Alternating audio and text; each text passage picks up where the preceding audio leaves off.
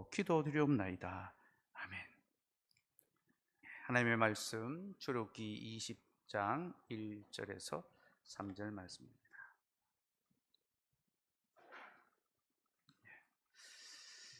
출애굽기 20장 1절에서 3절 말씀입니다. 하나님께서 말씀하십니다. 하나님 말씀을 들으십시오. 하나님이 이 모든 말씀으로 말씀하여 이르시되 나는 너를 애굽 땅 종되었던 집에서 인도하여 낸 내 하나님 여호와니라. 너는 나 외에는 다른 신들을 내게 두지 말라. 아멘. 하나님, 오늘도 우리에게 살아계신 하나님의 말씀을 들려주셔서 감사합니다. 주께서 이 말씀 들려주셨으니 이제 주께서 이 말씀 풀어 가르치시기를 소망하며 주의 말씀이 선포될 때 우리가 이것을 사람의 말로 받지 아니하며 하나님의 말씀으로 받을 수 있게 하여 주옵소서. 예수님 이름으로 기도드리옵나이다. 아멘. 오늘은 시내산 언약 세 번째 시간으로 율법으로 세워지는 나라에 관해서 설교하려 합니다. 오늘 설교 대지는 첫째, 율법이 없으면 나라가 없습니다. 둘째, 율법이 없으면 사랑이 없습니다. 셋째, 율법이 없으면 복음이 없습니다. 이 세 가지 내용을 살펴보려 합니다. 첫째, 율법이 없으면 나라가 없습니다.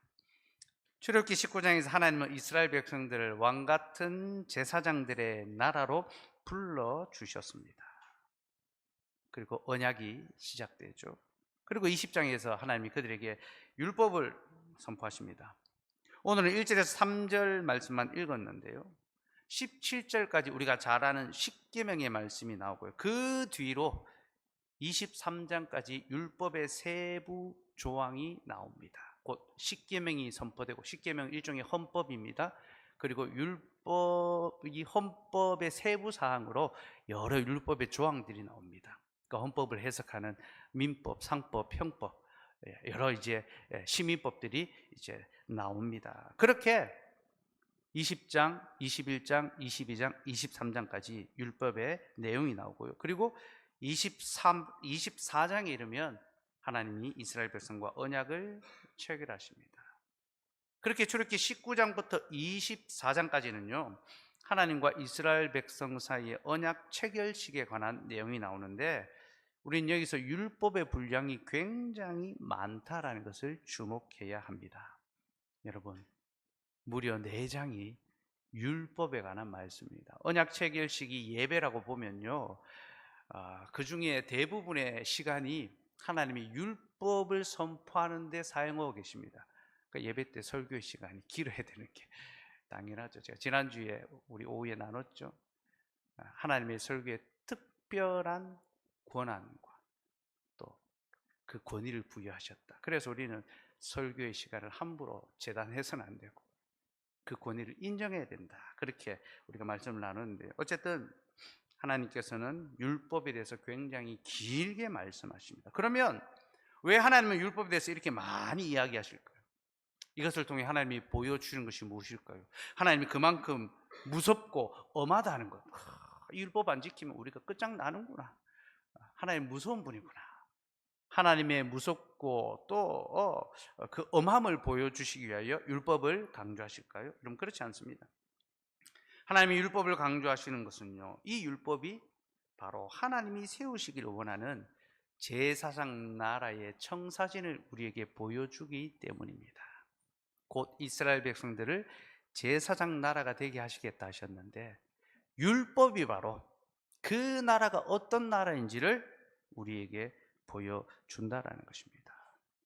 그럼 제사장 나라의 핵심이 무엇입니까? 지난주에 말씀드렸습니다. 그 나라의 핵심은 용서와 예배에 있습니다. 제사장들은 속죄의 제사를 통하여 백성들과 하나님 사이의 관계를 회복시킵니다. 죄사함의 선포를 하죠. 하나님과의 관계가 회복됩니다. 그리고 백성들로 하여금 하나님을 예배할 수 있게 합니다. 여러분, 우리의 용서는 예배를 위해서 있습니다. 우리의 속죄는 하나님을 예배하기 위해서 있다는 사실을 기억하십시오. 곧 우리의 구원은 하나님을 예배하기 위해서 있는 것입니다.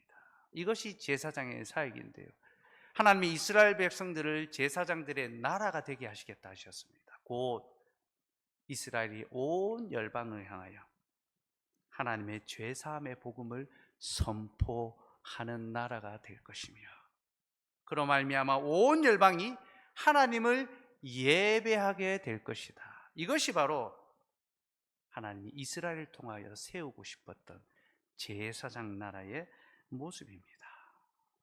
그게 제사장 나라의 역할이고 사명이고요.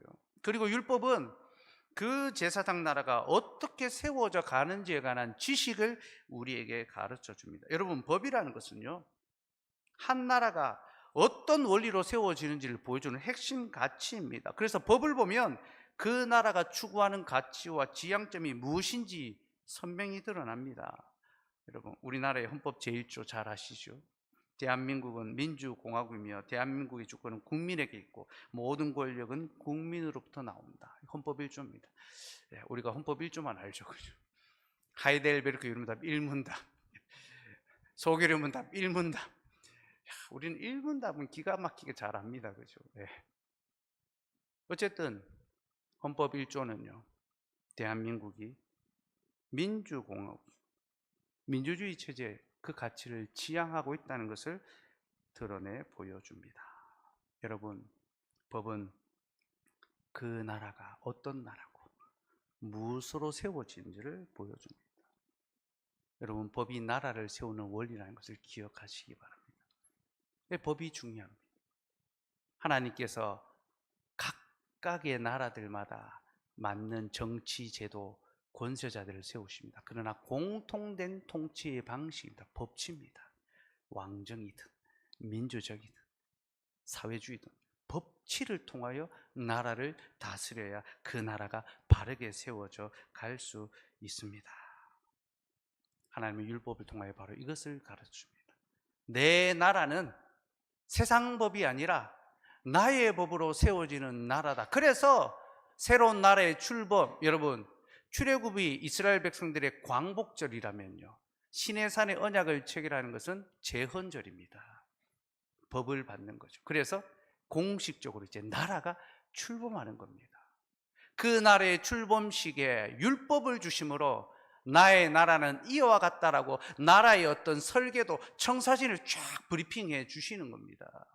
그 나라의 모습이 무엇입니까? 십계명이 요약하여 우리에게 가르쳐 주죠. 그 나라는 첫째, 하나님을 예배하는 나라입니다. 둘째, 죄를 극복하는 나라입니다. 우리가 지난 집중 기도 시간에도 십계명을 살펴보았는데요, 십계명은 먼저 1에서 4계명까지는 예배에 관한 계명이 나옵니다. 1계명은 예배의 대상에 관한 계명이죠. 오늘 우리가 예배 때 문답했습니다. 여러분, 우리가 예배 때 십계명을 문답하는 것은요, 우리가 세상 법을 따라 살아가는 세상 백성이 아니라 하나님의 법을 따라 살아가는 하나님의 백성이기 때문에 십계명을 문답하고 우리는 그 문답을 통하여 하나님의 나라를 세워가기를 열망해야 됩니다. 그래서 십계명 문답할 때마다 그것을 꼭 기억하십시오. 어쨌든 1계명은 예배의 대상이고 우리는 하나님 외에 다른 신들을 섬기면 안 됩니다. 2계명은 예배의 방법입니다. 우리는 하나님이 명하신 방법 외에 다른 방법으로 예배해서는 안 됩니다. 3계명은 예배의 내용입니다. 우리는 하나님의 이름의 영광 외에 다른 것을 예배해서는 안 됩니다. 4계명은 예배의 시간입니다.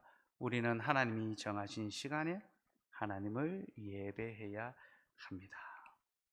이렇게 십계명은 그 첫 번째 부분에서 하나님을 향한 예배의 법을 가르쳐 주십니다. 일종의 예배 모범이라고. 우리 헌법에도 예배 모범이 있죠. 십계명의 앞부분이 바로 예배 모범입니다. 그리고 십계명의 두 번째 부분은 우리의 삶에 관한 것인데요, 그 핵심은 죄를 극복하는 것에 있습니다. 우리는 부모를 공경해야 하며 살인하지 말아야 하며 간음하지 말아야 하며 도둑질하지 말아야 하며 거짓 증거하지 말아야 하며 이웃의 집을 탐내지 말아야 합니다. 여러분, 이러한 계명들은 우리로 하여금 죄를 경고하고 죄를 멀리하며 죄를 극복하게 합니다. 그래서 십계명 뒤 두 번째 부분은요, 일종의 권징조례라고 할 수 있습니다. 우리 헌법에도 예배 모범 다음에 권징조례가 나옵니다. 우리가 어떻게 살아가야 되는지, 삶의 지침을 주는 거죠. 이렇게 하나님께서는 십계명을 통하여 하나님의 나라가 어떤 원리로 세워져 가는지를 가르쳐 주십니다. 곧 그 나라는 하나님을 예배함으로 세워져 가고 죄를 극복함으로 확장되어 가는 나라, 이 땅의 죄를 이기며 승리함으로 하나님의 영광을 드러내는 나라로 세워져 가야 한다는 것을 우리에게 선명하게 보여주고 있습니다. 그리고 이것이 바로 교회가 세상에 보여주어야 할 하나님 나라의 실체입니다. 제가 지난주에 아구스티누스의 말을 인용을 했죠. 교회가 세상에 보여줄 수 있는 것은 참된 사랑과 정의와 평화와 기쁨이 있는 또 다른 세상이 있다는 것을 보여줘야 한다. 그러니까 세상과 똑같은 세상, 힘과 권세, 권력, 정치를 지향하는, 성공을 지향하는 나라가 아니라 또 다른 세상, 참된 평화와 사랑과 정의가 있는, 기쁨이 있는 나라를 보여주는 것이 교회의 사명이라는 것입니다. 오늘은 백범 김구 선생님의 말을 좀 소개하려고 합니다. 김구 선생님이 해방 후에 이런 연설을 했습니다. 앞으로 세워질 새 나라가 조선보다 더 좋은 나라가 되게 하려면 우리는 경찰서 10개를 짓는 것보다 예배당 하나를 세우는 것이 더 필요합니다. 조선보다 더 좋은 나라를 세우려면 경찰서 10개를 세우는 것보다 예배당 하나를 세우는 것이 더 필요하다라고 했습니다. 왜 그렇습니까, 여러분? 왜 그렇게 말했을까요? 이는 곧 경찰서보다 교회당이 더 중요하고 큰 일을 하기 때문입니다. 여러분, 경찰서가 하는 역할이 무엇입니까? 경찰서는 죄를 지은 사람을 잡아갑니다. 가둡니다. 그래서 죄를 억제합니다. 아, 죄를 지으면 벌 받는구나, 혼나는구나, 큰일 나는구나. 죄를 억제하게 만듭니다. 나 여러분, 교회는요, 죄인 하나를 데려다가 의인으로 변화시킵니다. 그로 하여금 죄를 극복하며 죄를 이기게 만듭니다. 그 교회는요, 죄를 억제하는 기관이 아니라 죄를 승리하는, 극복하는 기관입니다. 그래서 경찰서 10개보다 예배당 하나가 훨씬 더 큰 일을 하는 겁니다. 사랑하는 여러분, 우리 하나님께서 율법을 통하여 세우시고 싶었던 나라가 바로 이런 나라입니다. 곧 하나님께서는 이 땅의 그 많은 죄악들, 우리 마음속에 있는 그 죄의 실체들을 극복하고 이기며, 그로 말미암아 우리가 세상을 섬기고 예배하는 것이 아니라 하나님을 예배하며 살아가는 그런 나라를 세우고 싶어 하셨습니다. 그래서 이스라엘 백성들에게 율법을 수여하시고 그들이 세상의 법이 아니라 하나님의 법을 따라 살아가며 그들을 통하여 이 땅에 지금까지 없었던 하나님의 나라, 곧 참된 사랑과 정의와 평화와 기쁨이 가득한 그런 나라를 세우기를 원하셨습니다. 둘째, 율법이 없으면 사랑이 없습니다. 여러분, 우리에게 율법은 참 부담스럽고 또 불편한 그런 개념입니다. 왠지 율법은요, 우리를 어렵게 만들고 또 사랑의 반대편에 있는 그런 개념처럼 우리에게 느껴지게 말합니다. 그러니까 법을 말하고 율법을 말하면 왠지 사람이 뭔가 인정이 없어 보이고, 저 사람 매몰차 보이고, 개혁주의 하면 법만 이야기하니까 냉정하다, 그렇게 생각할 수 있습니다. 그래서 많은 사람들이 교회는 법이 아니라 사랑으로 세워져야지, 사랑으로 운영돼야지, 그렇게 말을 합니다. 근데 여러분, 율법과 사랑이 다른 말입니까? 그렇지 않습니다. 성경은 율법과 사랑을 분리하지 않고 같은 범주에 둡니다. 마태복음 24장 12절 말씀 같이 읽겠습니다. 시작. 불법이 성함으로 많은 사람의 사랑이 식어지리라. 여러분, 예수님이 뭐라고 하십니까? 불법이 성행함으로 많은 사람의 사랑이 식어질 것이다. 여러분, 이게 무슨 의미입니까? 곧 우리에게 율법이 있어야지만 율법이 성해야지만 우리에게 사랑이 넘쳐나고 율법이 사라지면 무법해지면 사랑도 사라진다는 것입니다. 여러분, 율법은 사랑의 반대말이 아니라 같은 말입니다. 동의어입니다. 율법은 우리에게 무섭고 두려운 대상이 아니라 사랑의 대상입니다. 참된 사랑이 무엇인지를 우리에게 가르쳐주고 또한 그 사랑이 실행되게 하는 것이 바로 율법입니다. 그래서 여러분, 하나님이 이스라엘 백성들에게 율법을 주셨다는 것은요, 그가 자기 백성을 심히 사랑하신다는 사랑의 증거입니다. 사랑하시기 때문에 율법을 주신 겁니다. 신명기 33장 2절과 3절의 말씀 같이 읽읍시다. 시작. 그가 일렀으되 여호와께서 시내산에 오시고 세일산에서 일어나시고 바란산에서 비추시고 1만 성도 가운데에 강림하셨고 그의 오른손에는 그들을 위해 번쩍이는 불이 있도다. 여호와께서 백성을 사랑하시나니 모든 성도가 그의 수중에 있으며 주의 발 아래 앉아서 주의 말씀을 받는도다. 여러분, 모세가 시내산에서 하나님의 언약을 선포하시고 율법을 주시는 바로 그 장면을 어떻게 묘사합니까? 여호와께서 백성을 사랑하시나니, 하나님이 자기 백성을 사랑하셔서 그들에게 율법을 주셨고 그들은 하나님의 발 아래에서 그 말씀을 받았습니다. 사랑하는 여러분, 율법이 하나님의 무서움을 보여주는 것이 아니라 하나님의 사랑하심을 보여준다는 것을 기억하시기 바랍니다. 하나님은 우리에게 율법을 주심으로 우리를 향한 자기의 사랑을 확증하셨습니다.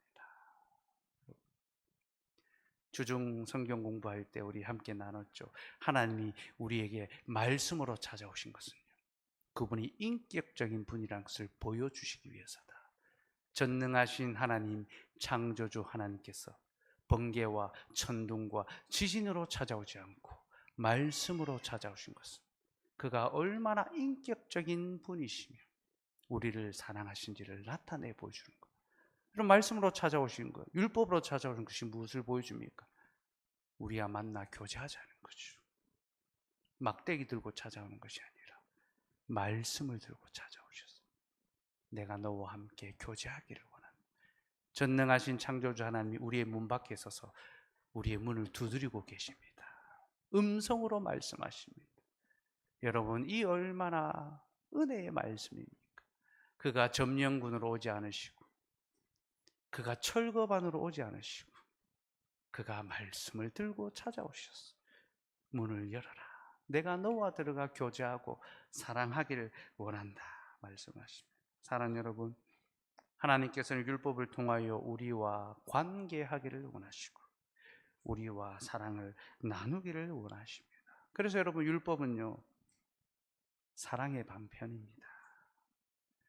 하나님께서는 율법을 통하여 우리와 사랑을 나누시고 우리는 율법을 통하여 하나님을 사랑하며 살아갈 수 있게 됩니다. 이렇게 율법은 우리에게 하나님의 사랑을 보여주며, 만약 우리에게 율법이 없다면 우리는 하나님의 사랑을 깨닫지도 못할 것이며 또한 하나님을 사랑할 수도 없게 될 것입니다. 그래서 여러분, 예수님께서도 율법의 내용이 하나님 사랑과 이웃 사랑이라고 요약해 주셨지 않습니까? 예수께서 이르시되 내 마음을 다하고 목숨을 다하고 뜻을 다하여 주 너의 하나님을 사랑하라 하셨으니 이것이 크고 첫째 되는 계명이요 둘째도 그와 같으니 내 이웃을 내 자신같이 사랑하라 하셨으니 이 두 계명이 온 율법과 선지자의 강령이니라. 여러분,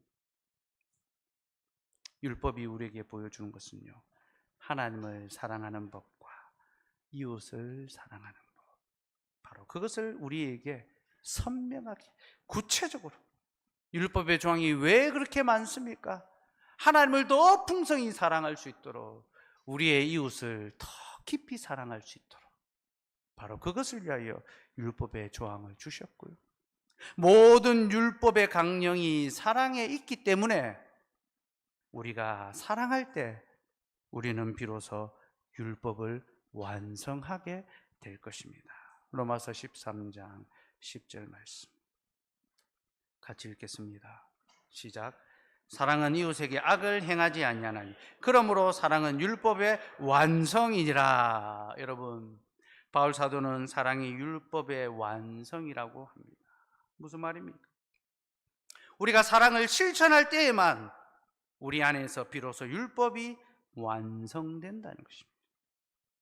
이는 곧 율법의 목적이 사랑에 있으며 사랑을 통해 율법이 완성된다는 것을 우리에게 가르쳐 줍니다. 그러니 여러분, 무엇을 하든지 사랑으로 행하시기 바랍니다. 그것이 율법의 완성이고 마침입니다. 마태복음 19장에 보면 부자 청년에 관한 이야기가 나옵니다. 그가 예수님께 와서 어떻게 영생을 얻을 수 있는지 물었습니다. 예수님 뭐라고 하십니까? 10계명을 지키라고 말씀하셨죠. 그러자 청년이 자신은 모든 계명을 다 지켰다고 말했습니다. 그러자 예수님이 그에게 이렇게 말씀하십니다. 마태복음 19장 21절 말씀 같이 읽읍시다. 시작. 예수께서 이르시되 내가 온전하고자 할진대 가서 내 소유를 팔아 가난한 자들에게 주라. 여러분, 이 말씀은요 단순히 자비를 베풀라는 말씀이 아닙니다. 자꾸 이 말씀에서 자비를 베풀어야 된다라고 그렇게 해석하면 안 됩니다. 여러분, 이 말씀은요 율법의 완성에 관한 말씀입니다. 곧 율법으로는 구원을 얻지 못하고 자비를 베풀어야 구원을 얻는다는 그 개념이 아니라 어떻게 해야 우리의 행한 율법이 완성되는지를 가르쳐주는 바로 그 교훈의 말씀입니다. 예수님께서는 네가 율법을 지켰으니 이제 그 율법을 완성하려면 내 가진 것을 팔아 가난한 자들에게 나누어 주라라고 말씀하셨습니다. 무슨 말입니까? 이웃을 사랑하는 것을 통하여 비로소 자신이 행한 하나님 사랑의 계명을 완성할 수 있도록 예수님께서는 그 기회를 주신 거죠. 예수님은 그에게 하나님의 율법을 완성할 수 있는 기회를 주셨습니다. 그러나 여러분, 이 청년은 가진 것이 많아 근심하며 돌아갔습니다. 그리고 이 장면에서 우리는 그가 하나님보다 자기 자신을 더 사랑하고 있다는 것을 깨닫게 됩니다. 여러분, 그는 하나님을 소유하고 사랑하기보다 하나님이 주신 자신의 소유를 더 사랑하며 섬겼습니다. 그래서 그는 율법의 계명은 지켰을지 모르지만 정작 그 율법이 가리키고 있는 하나님의 사랑은 지키지 못했습니다. 사랑하는 여러분, 율법이 우리에게 보여주는 것이 사랑이라는 사실을 기억합시다. 율법을 흘겨보거나 율법을 폄하하거나 율법을 우습게 여기지 맙시다. 우리는 율법을 통하여 하나님을 사랑하는 법과 이웃을 사랑하는 법을 배워야 합니다. 만약 우리가 율법에서 사랑을 배우지 못한다면 우리는 율법에서 아무것도 배우지 못한 자들이 되고 말 것입니다. 그리고 그러한 자들의 삶에서는요 종교적 행위는 있을지 몰라도 사랑의 섬김은 없을 것입니다.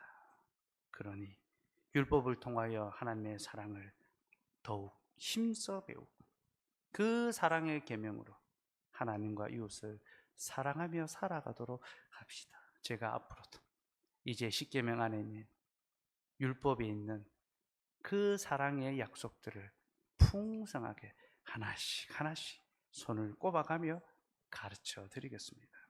셋째, 율법이 없으면 복음이 없습니다. 여러분, 율법이 하나님의 사랑을 보여준다라고 할 때 그 사랑의 핵심은 복음입니다.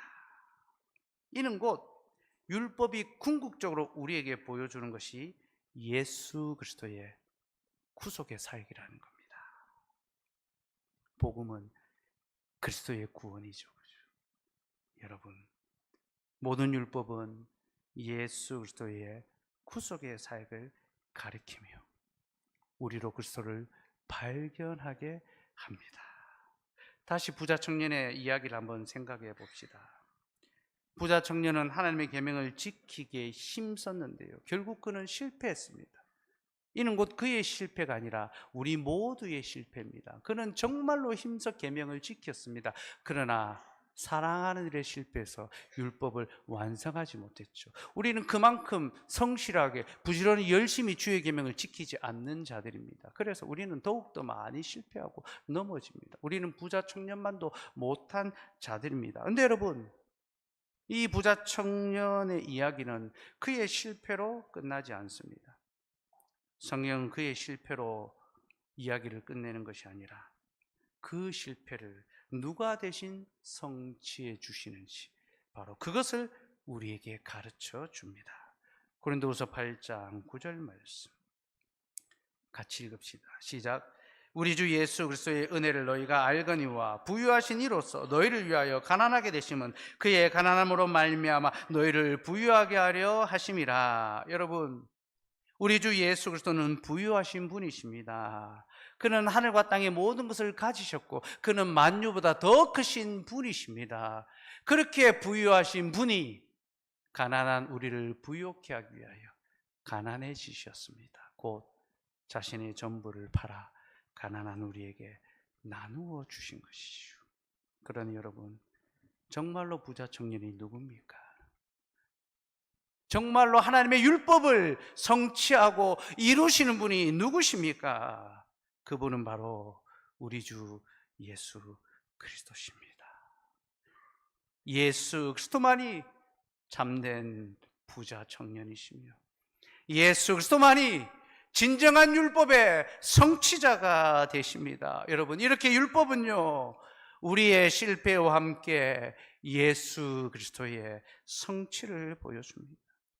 곧 우리는 실패하였으나 그리스도께서 우리 대신에 그 모든 율법의 계명을 성취하셨다는 것, 바로 그것을 하나님의 율법이 우리에게 생생하게 증거하고 있습니다.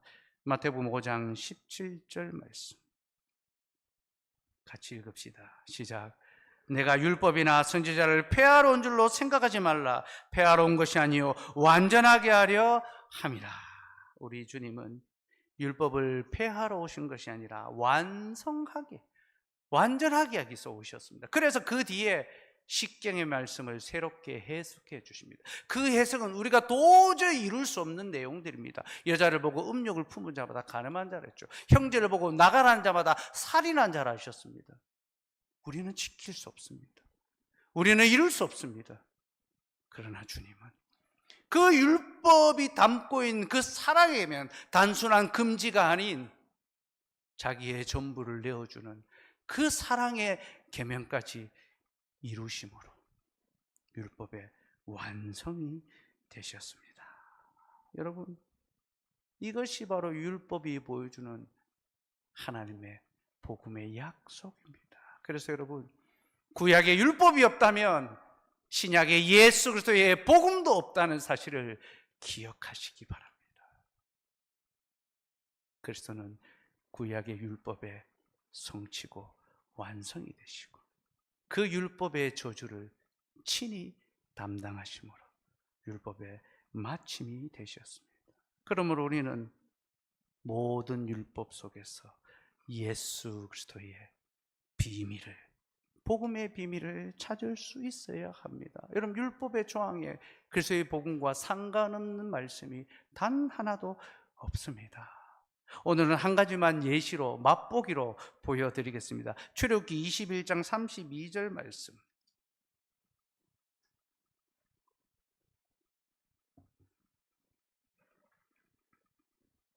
같이 읽읍시다. 시작. 소가 만일 남종이나 여종을 받으면 소 임자가 은 30세겔을 그의 상전에게 줄 것이요 소는 돌로 쳐서 죽일지니라.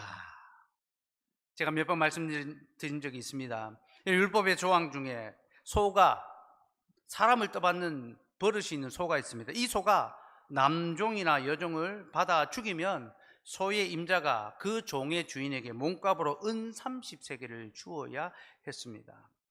이 말은 곧 율법이 종의 몸값을 은 30세겔로 규정했다라는 것입니다. 우리는 이 규례가 단순히 그 시대의 종들을 위한 규례가 아니라는 것을 알아야 합니다. 여러분, 우리 주 예수 그리스도께서 팔리실 때에 그가 은 30에 팔리셨습니다. 왜 그가 은 30에 팔리셨습니까? 가룟 유다가 몸값을 쳐달라고 제사장들이 부탁하니까 그들이 그 몸값을 계산해서 은 30으로 정했습니다. 여러분, 제사장들의 계산법이 어디서 나왔을까요? 바로 출애굽기 21장 32절에 나오는 소에 바쳐 죽임당한 종의 몸값으로 예수님의 몸값을 책정한 거죠. 사랑하는 여러분, 만유보다 크시며 모든 만물의 주인이 되시며 우리 모든 인류를 위하여 대속의 제물이 되시는 예수 그리스도가 십자가에 팔리실 때, 악인들의 손에 팔리실 때 한낱 소에 바쳐 죽임당한 종의 몸값으로 팔려지셨습니다. 여러분, 이 얼마나 비참하고 이 얼마나 초라한 몸값입니까? 근데 여러분, 이것은 주님의 몸값이 아닙니다. 이것은 바로 우리의 몸값입니다. 우리와 같이 비참하고 비루한 죄인들의 몸값이 단돈 은 30세겔에 지나지 않는 것이죠. 그런데 존귀하신 주님이, 부유하신 주님이 우리를 대신하여 그 값에 팔려지신 것입니다. 사랑하는 여러분, 이것이 바로 율법 안에 담겨 있는 그리스도의 복음입니다. 우리는 율법 속에서 이 그리스도의 복음을 발견해야 하고, 우리가 그 복음을 발견할 때 우리는 그 율법을 사랑하며 그 율법을 지키며 살아가는, 그 율법을 통하여 예수 그리스도를 사랑하는 삶을 살아가게 될 것입니다. 근데 여러분, 우리가 이 율법의 복음을 발견하기 위해서 필요한 것이 있습니다. 바로 성령의 조명입니다. 우리가 하나님을 인식하는 방법, 도구가 있죠. 두 가지. 성경을 통하여 깨닫고 성령의 조명을 통하여 깨닫습니다. 요한복음 14장 26절 말씀 같이 읽겠습니다. 시작.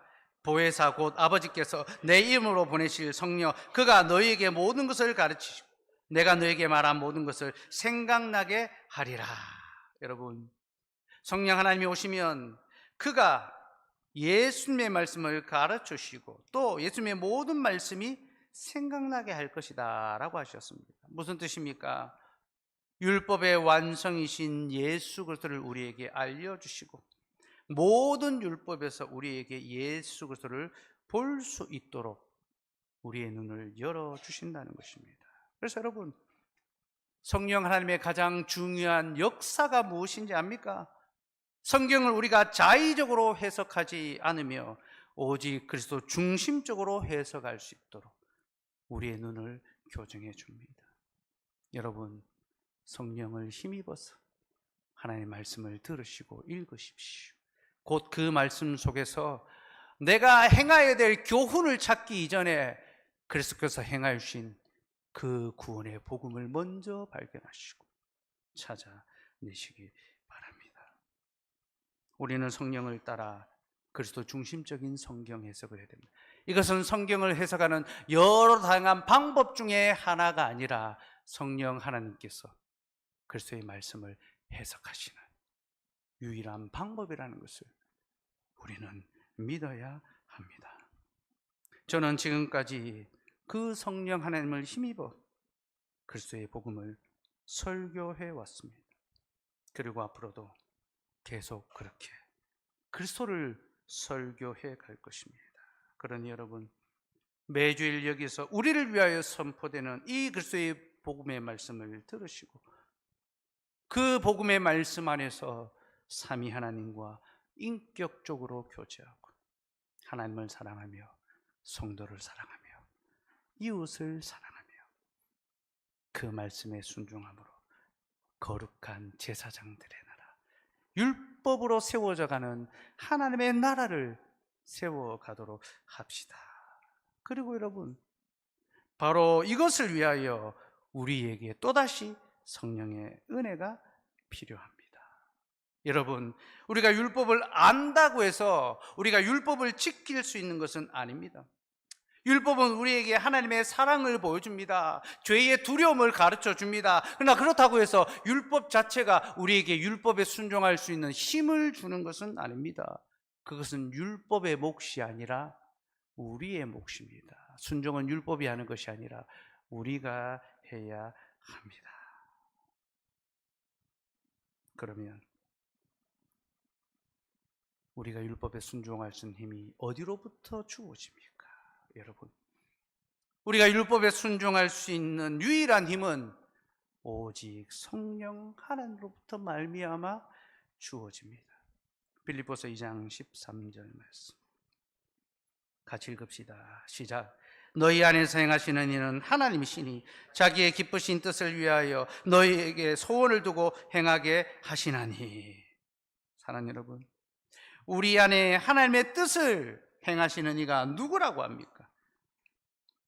우리가 아니라 성령 하나님께서 우리 안에 자기의 기쁘신 뜻을 따라 그 소원대로 행하신다, 역사하신다라는 것입니다. 곧 성령 하나님께서 우리에게 말씀을 듣고 깨닫게 하시고 그 깨달은 말씀에 순종하며 즐거워하며 살아갈 수 있도록 우리 속에서 역사해 주신다는 것입니다. 그러니 여러분, 자신을 의지하지 말고 성령 하나님을 의지하십시오.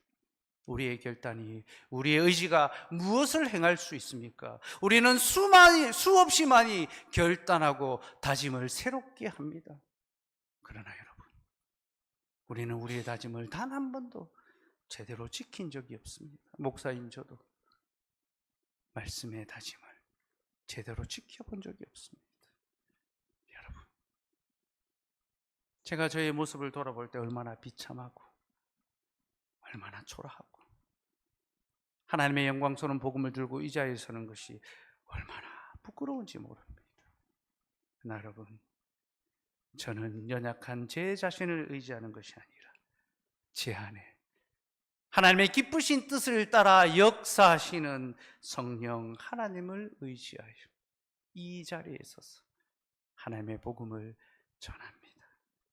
그리고 연약하지만 그 성령을 의지함으로 내가 전한 그 말씀에 내가 순종하며 살아갈 수 있기를 소망합니다. 여러분, 우리가 바로 이것을 소망해야 합니다. 이스라엘 백성들이 시내산에 도착했을 때, 그래서 하나님의 율법을 받았을 때, 그때는 그들이 애굽을 떠난 지가 50일 정도 지났을 때입니다. 그럼 이스라엘 백성들은 6월절에 출애굽했는데요, 6월절부터 50일이 지나면요, 오순절 절기가 이릅니다. 곧 그들이 율법을 받았을 때가 오순절입니다. 하나님께서는 오순절에 그들에게 돌판에 새긴 율법을 주셨습니다. 너희가 이것을 지켜 행하라. 그러면 제사장 나라가 될 것이다. 나 여러분, 구약 이스라엘은 그 율법에 순종하지 못했습니다. 왜 그렇습니까? 그들은 성령을 따라 살아가는 자들이 아니라 육체를 따라 살아가는 자들이었기 때문입니다. 그래서 여러분, 그들은 제사장 나라가 아니라 애국과 같은 세상 나라를 세우기를 원했습니다. 그래서 이스라엘 백성들이 광야에서 조그만 어려움이 있으면 습관처럼 반복처럼 하는 관용어가 있습니다. 유행어가 있습니다. 우리가 애굽으로 돌아가자. 처음에는 애굽을 기억합니다. 그러다가 애굽으로 돌아가자라고 합니다. 왜 그들이 애굽으로 돌아가자라고 합니까? 그들이 세우고 싶은 나라는 제사장 나라가 아니라 애굽과 같은 힘 있는 강력한 세상 나라였기 때문입니다. 그렇게 이스라엘 백성들은 제사장 나라를 포기하고 세상 나라가 되기를, 다시 애굽이 되기를 선택했습니다. 그래서 하나님께서는 이 땅에 새로운 제사장들의 나라를 세우시기로 작정하셨습니다. 그 나라가 바로 교회입니다. 그래서 베드로 사도는 교회가 왕 같은 제사장이며 하나님의 택한 백성이라고 그렇게 말하고 있습니다. 여러분, 교회는 예수 그리스도의 십자가 사건을 통하여 죄와 사망의 권세에서 출애굽했습니다. 그런데 그리스도께서 6월절 어린 양으로 죽으셨습니다. 그리고 50일이 지나 오순절 절기가 이르렀을 때 하나님께서 교회에 성령을 부어 주셨습니다. 이는 곧 이제 그들에게 돌판에 새긴 율법이 아니라 마음에 새긴 새 법을 주셨다라는 것입니다. 사랑하는 여러분, 신약의 교회는 구약의 교회보다 훨씬 더 귀하고 좋은 법을 받았습니다. 구약의 교회는 돌판에 새긴 법을 받았지만 우리는 마음에 새긴 법을 받았습니다. 성령 하나님께서 우리 안에 내주하심으로 우리에게 하나님의 말씀을 가르쳐주시고 생각나게 하십니다. 그러니 여러분, 내 바깥에 들리는 말을 따라 살지 말고 내 눈앞에 보이는 것을 쫓아 살지 말고 내 마음으로부터 나오는 소리에 귀를 기울이시오.